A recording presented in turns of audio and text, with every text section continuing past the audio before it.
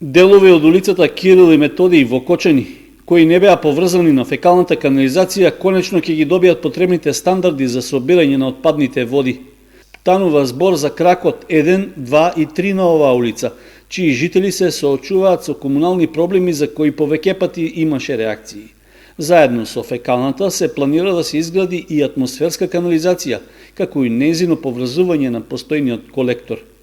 Локалната самоуправа на Кочани почна постапка за избор на изведувач на градежните работи за фекалната и атмосферската канализација, при што се планира да се инвестираат над 10 милиони денари.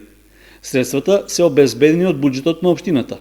Вкупната должина на колекторот и на двете мрежи изнесува околу 1700 метри, при што предвидено е да се изградат и 70 бетонски шахти со различен пречник за поврзување на крајните корисници.